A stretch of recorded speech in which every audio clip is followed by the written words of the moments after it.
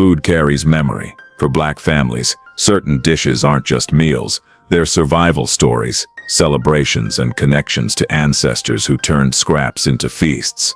These 20 foods shaped childhoods, filled Sunday tables, and linked generations through flavor and resilience. To outsiders, they might seem unusual, but to those who grew up with them, each bite tastes like home.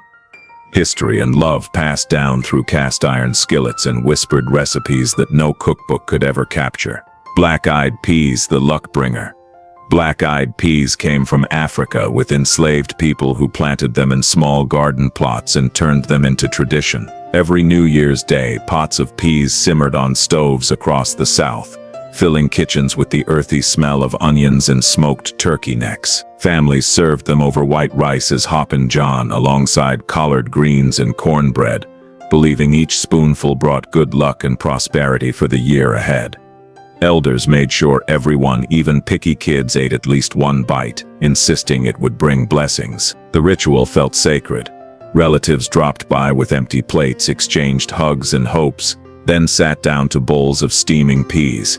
The dish wasn't fancy, but it symbolized survival, hope, and new beginnings. Eating black-eyed peas on New Year's meant honoring ancestors who made a way out of nothing, and trusting that better days were coming. That first spoonful of the year tasted like faith. Chitterlings, dignity from scraps. Chitterlings are pig intestines, the parts enslaved Africans were given when plantation owners took the best cuts. They cleaned those scraps for hours, washing, boiling, scrubbing, until the intestines were ready to cook. The process stank. The whole house reeked of vinegar, onions, and something sharp that made kids cover their noses and complain.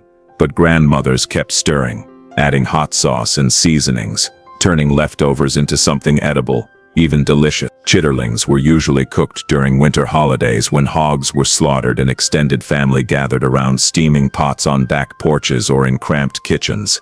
Some fried the cleaned pieces until crispy, others simmered them soft. Either way, serving chitterlings was an act of pride, proof that nothing could break you, that you could take what others threw away and make it meaningful. Kids might have gagged at the smell, but elders served them with dignity, reminding everyone that survival tastes different when it's earned. Cracklin' bread. Survival made delicious. Cracklin' bread is cornbread mixed with crispy pork fat and skin. Born when enslaved cooks stretched cornmeal rations by stirring in leftover pork trimmings. The result was dense, savory, and addictive. Golden crusts crackling around chewy centers, each bite rich with pork flavor. Grandmothers mixed hot cornmeal batter with cracklings in cast-iron skillets, then baked or fried it until the edges turned crispy and dark. The smell alone, corn, pork fat, and iron heat, made mouths water before the first slice was cut. Kids fought over the crunchy edges, nibbling straight from the skillet, while adults served it alongside greens or soup beans at weekday dinners. It wasn't delicate or fancy, but it was filling, flavorful, and made from what was available. Cracklin' bread represented resourcefulness, taking humble ingredients and transforming them into something that tasted like comfort. Every crunch reminded you that survival could be delicious. That love lived in the simplest recipes passed down through generations who refused to go hungry. At 4. Okra and gumbo. Africa and a pot of okra traveled across the Atlantic with enslaved West Africans, tucked into their knowledge and eventually planted in southern soil. The word gumbo itself comes from the Bantu term for okra, a reminder of African roots simmering in every pot. Sliced okra thickened stews into rich velvety gumbo, seafood, chicken, or sausage swimming in dark roux seasoned with generations of wisdom. Some families breaded and fried okra until crispy, serving it as a crunchy side that disappeared fast. But gumbo was sacred. Large pots bubbled for hours on Sunday afternoons, filling the house with the smell of roux, onions, and okra melting together. Families gathered around tables, ladling gumbo over rice, talking and laughing while the pot stayed warm on the stove for seconds, and stirring gumbo together, taking turns at the pot, watching the roux darken, became a ritual of patience, unity, and connection to ancestors who brought okra seeds and recipes across oceans. Every spoonful tasted like home and history. A molasses and sorghum, sweetness from struggle. When refined sugar was out of reach, enslaved families sweetened their meals with molasses and sorghum syrup, thick, dark liquids made from sugarcane and sorghum stalks that grew abundantly across the South. The syrup wasn't just for dessert. It was drizzled over cornbread and biscuits at breakfast, stirred into baked beans for supper, and mixed into cakes when celebrations called for something sweet. Molasses jars sat on kitchen tables like salt shakers within arm's reach at every meal. Kids sometimes snuck spoons directly into the tin, licking the sticky sweetness when no one was watching. The flavor was deep, almost bitter, but it made plain food taste special. Pouring molasses over a warm piece of cornbread turned a simple snack into a treat. It symbolized making do, stretching limited resources into moments of pleasure. That sweetness, earned from humble ingredients, reminded families that joy didn't require wealth. Molasses meant survival tasted good, and even the smallest luxuries were worth savoring. Collard greens and pot liquor, liquid gold. Collard greens, simmered low and slow with ham hocks or smoked turkey, became more than a side dish. They were a ritual. Enslaved Africans cooked greens for hours, stretching rations and pulling nutrients from every leaf and bone. The real treasure was pot liquor, the savory broth left behind. Rich with vitamins and flavor, families sopped it up with cornbread, treating the liquid like liquid gold. Big pots of greens sat on stoves during Sunday dinners, family reunions and New Year's meals, steam rising while everyone gathered around. Elders tasted the pot liquor first, adjusting seasoning, then passed bowls to the table. Kids dipped cornbread into the broth, learning that nothing should go to waste, not a drop, not a leaf.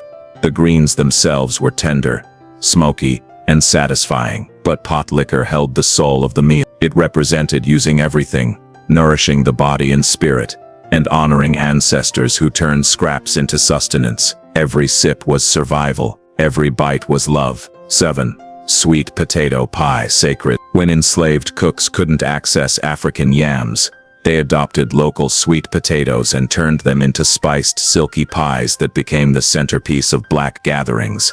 This wasn't pumpkin pie, it was better, richer, and undeniably there. Roasted sweet potatoes were mashed with butter, sugar, eggs, and warm spices like cinnamon and nutmeg, then poured into flaky crusts and baked until golden. Some topped it with toasted marshmallows or meringue, but purists kept it simple. Sweet potato pie appeared at every important moment: funerals, baptisms, weddings, barbecues, Thanksgiving and Christmas. Only trusted family members were allowed to bake them for big gatherings. Recipes were guarded, techniques passed down in whispers. The smell of sweet potatoes baking filled the house with warmth, signaling that something special was happening. Cutting into a sweet potato pie felt like receiving a hug from an ancestor. Every slice carried love, history, and the knowledge that this pie belonged to a people who survived and celebrated. 8. Macaroni and cheese, soul food royalty. Though many don't know, it was James Hemings, Thomas Jefferson's enslaved chef, who mastered the dish in France and brought it to America. For Black families, baked mac and cheese isn't a side dish. It's the main event, the dish that defines celebration. Elbow macaroni is layered with sharp cheddar, milky custard and seasonings, then baked until bubbling and golden on top. Some add breadcrumbs for crunch, others insist on a second layer of cheese. No Black holiday table is complete without a pan of mac and cheese sitting next to greens and yam. Families debate whose recipe is best, joke about no-holes and undercooked pasta, and guard their techniques fiercely. The creamy, gooey texture unites generations. Kids and grandparents alike pile their plates high. Mac and cheese is comfort, celebration, and proof that Black culinary creativity turns simple ingredients into something unforgettable. It's not just food, it's love, baked until perfect. 9. Peach cobbler, summer in a dish. Peach cobbler is summer in a dish, born when enslaved cooks stewed fresh peaches with sugar and spices, then covered them with biscuit dough and baked until golden. One of the earliest peach cobbler recipes appeared in Abby Fisher's 1881 cookbook, cementing it as a Black culinary treasure. Fresh peaches bubble with butter, sugar, and cinnamon until the juices thicken and caramelize, then get topped with pastry crust, or drop biscuits that bake into a flaky, buttery crown. The smell alone, sweet peaches and warm spices, draws everyone to the kitchen. Peach cobbler graces church gatherings, holiday dinners, and summertime cookouts, always disappearing fast. Grandmothers pass recipes down orally, so every family's version tastes slightly different. Some prefer thick crust, others keep it light, served warm with vanilla ice cream melting into the fruit. Cobbler symbolizes hospitality, warmth, and the sweetness of shared memories. It's the dessert that says welcome home, the one that ends every meal with comfort and pride. Banana pudding, nostalgia in a bowl. Banana pudding isn't just dessert, it's nostalgia in a bowl. Families argue fiercely over the right way to make it. Instant pudding with Nilla wafers, or homemade custard from scratch. Either way, it's sacred. Layers of vanilla pudding, sliced bananas, and vanilla wafers are stacked in glass dishes and chilled until the cookies soften and the flavors meld together. Some top it with whipped cream, others insist on toasted meringue. Banana pudding appears at family reunions, church picnics, repasts, and birthday parties, always made the day before so it can sit right. Kids sneak extra wafers from the box while the pudding sets, and adults debate whether it tastes better warm or cold. The creamy sweetness comforts at both celebrations and homegoing services, a constant presence through life's milestones. Spooning through those soft layers feels like being wrapped in love. Banana pudding is more than a recipe, it's a tradition, a hug, a reminder that sweetness endures. 11. Red beans and rice, Monday's heartbeat. Red beans and rice as Monday's heartbeat in New Orleans. Haitians brought red beans to Louisiana, and enslaved cooks simmered them with leftover Sunday ham bones on laundry day, freeing hands to scrub and hang clothes while the pot bubbled unattended. Jazz legend Louis Armstrong loved the dish so much, he signed letters red beans and rice your. Beans cooked slowly with onions, bell peppers, celery, and smoked sausage or pickled pork, creating a creamy gravy that soaked into fluffy white rice. The dish fed families for pennies, stretching one pot across the week. Restaurants throughout Louisiana serve red beans every Monday, honoring the tradition. Church suppers and fundraisers feature steaming pots ladled into bowls with cornbread on the side. The aroma of simmering beans conjures memories of laundry lines swaying in the breeze, family rhythms, and the simple pleasure of a meal that required little attention but delivered maximum comfort. Red beans and rice embodies resourcefulness, community, and the wisdom of making Monday delicious. 12. Pickled pig's feet, treasure from rejection. Pickled pig's feet sounds strange until you understand survival. Enslaved people salvaged pig's feet, parts slaveholders tossed aside, and preserved them in vinegar brine, turning scraps into a southern delicacy. The feet were cleaned, boiled until tender, and submerged in tangy vinegar spiked with spices, then refrigerated until the meat gelatinized into chewy, salty bites. They're eaten cold or at room temperature, often with crackers and hot sauce. Corner stores sold them in jars on countertops right next to pickled eggs and candy.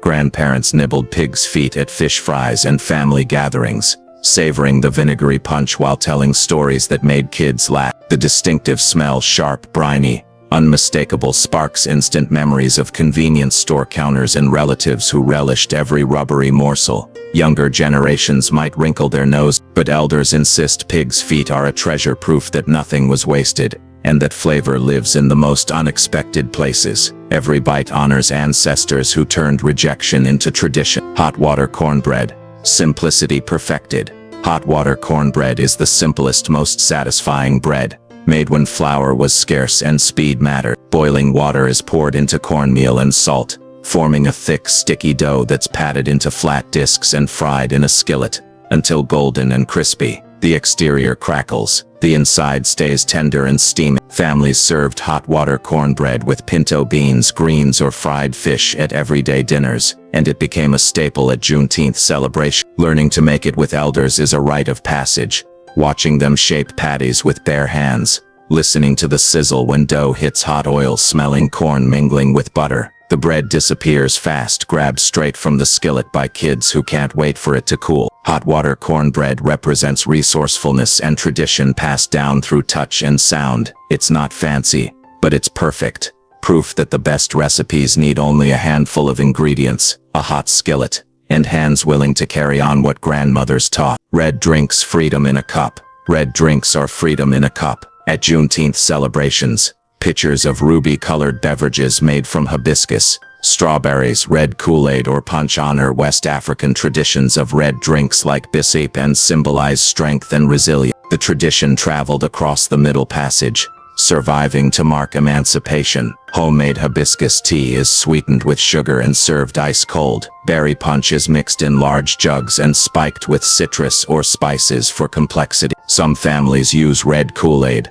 simple and sweet, poured into plastic cups at backyard cookouts. Large coolers of red drinks sit alongside barbecue, potato salad and desserts. Sweating in the summer heat, kids race around with red-stained lips, laughing and dripping punch on their clothes. Elders raise cups in memory of ancestors who survived and tell stories of perseverance under the shade of oak trees. Sipping a cold red drink on Juneteenth isn't just refreshing, it's a toast to freedom, a reminder that celebration and survival are inseparable. Koolikals, Delta Magic. Koolikaks are Delta Magic, born when Mississippi kids in the 1940s stuffed pickles with candy and Kool-Aid powder, creating a snack so bizarre it became legendary. Local stores soon sold the brightly colored sweet tart cucumbers to children who couldn't resist. Dill pickles are split and soaked in a mixture of Kool-Aid powder, sugar and pickle brine, until they turn vibrant red or purple, and develop a flavor that hits sweet, sour and salty all at once. Corner stores, swimming pools, concession stands and ice cream trucks sold them for a few cents. Kids bought them on hot days,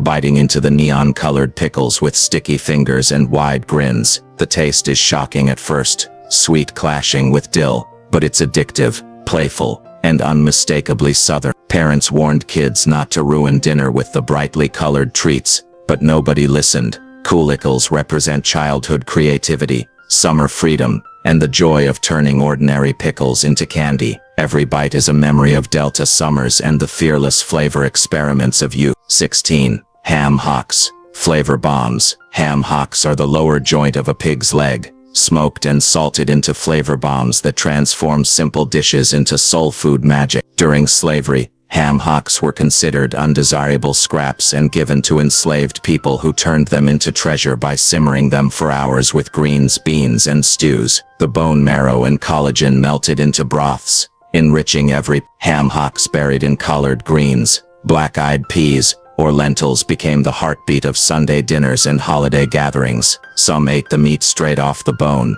pulling tender bits with their fingers and splashing hot sauce over every bite. The savory scent of ham hocks boiling with vegetables filled kitchens with warmth and anticipation. Grandparents taught that nothing should be wasted. Every bone, every bit of fat had purpose. Ham hocks symbolize resourcefulness, the ability to transform inexpensive cuts into treasured flavor. They remind families that survival often tastes best when slow cooked with love, patience and the wisdom of ancestors who made beauty from scraps. Hog maw. Humble delicacy. Hog maw is the muscular stomach lining of a pig, tough, strange-looking and absolutely delicious when cooked right. During slavery, enslaved people were given offcuts like pork stomachs and learned to braise them for hours until tender, turning rejection into celebration. Chef Eduardo Jordan notes that enslaved cooks patiently coaxed flavor from muscle that others wouldn't. The stomach is boiled or braised with onions, tomatoes, spices and sometimes okra, until it melts in your mouth. Some families stuff it before cooking, others serve it sliced alongside greens and black-eyed peas. Hog maw appears during cold months and at New Year's celebrations, symbolizing prosperity and resilience. Younger generations might hesitate, but older relatives recall it as a delicacy born of necessity, proof that ancestors made the most of every part of the animal. Preparing and sharing hog maw honors ingenuity, survival and the belief that nothing is too humble to become sacred when cooked with care and love. Catfish and fish fries. Community on a plate. Catfish is native to both West Africa and the American South, so enslaved Africans recognized the whiskered fish immediately and knew how to catch and cook it. Catfish became a beloved staple because it was familiar, abundant, and delicious. Fish fries emerged as community social events where neighbors gathered to eat, laugh, and raise funds for churches and schools. Fillets are seasoned with salt, pepper, and garlic, dredged in cornmeal and fried in massive outdoor kettles until golden and crisp. The fish is eaten with white bread, hot sauce, fries, hush puppies, and coleslaw. Friday or Saturday fish fries take place in backyards, church parking lots and community centers, drawing crowds with the crackling sound of frying fish and the smell of seasoned cornmeal. Kids run wild while adults tell stories and pass plates. Fish fries bring together family and strangers, turning simple meals into celebrations of fellowship. Every bite of catfish connects people to African heritage, Southern tradition, and the joy of gathering around food that tastes like home. 19. Oxtails. From cast-off to luxury. Oxtails, the tail of a cow, were once cast-offs, given to enslaved people, but they became a soul food treasure when stewed or braised until the meat fell off the bone. Historically inexpensive, oxtails are now considered a delicacy, proof that black culinary genius turned scraps into luxury.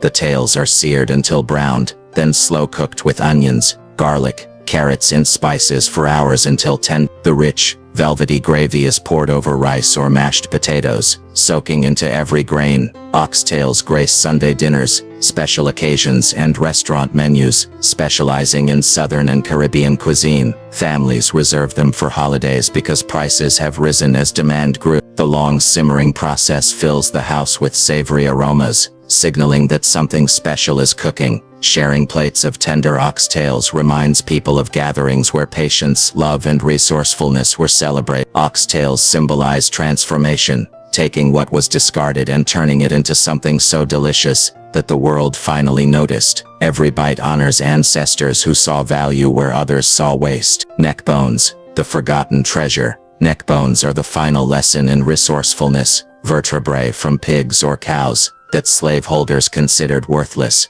but enslaved cooks transformed into tender, flavorful meat through hours of slow cook. Neck bones are seasoned with salt, pepper, garlic, and onions, then simmered in large pots with just enough water to cover them. As they cook, the meat softens and the bones release gelatin that thickens the broth into something rich and satisfying. The meat is eaten by hand, picked clean from the bone with fingers and teeth, savoring every shred. The broth is sopped up with white bread or poured over rice. Neck bones appear at Sunday dinners alongside greens and cornbread, or at weeknight suppers when money was tight but hunger was real. They fed large families for almost nothing, stretching pennies into full bellies. Grandmothers cooked neck bones when the bills were due and the fridge was empty, turning bones into a meal that felt like abundance. Kids learned early to work for their food, pulling meat from crevices, sucking marrow from the center, leaving nothing behind. Neck bones teach that survival isn't about what you have, it's about what you do with it. They honor the belief that even the most overlooked parts deserve respect, patience, and a seat at the table. Every bone picked clean is a prayer of gratitude. Every meal made from scraps is a triumph.